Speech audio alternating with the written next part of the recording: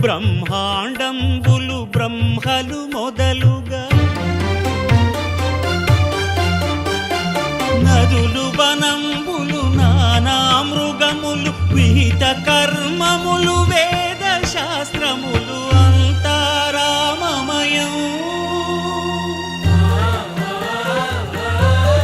ఈ జగమంతా రామమయం.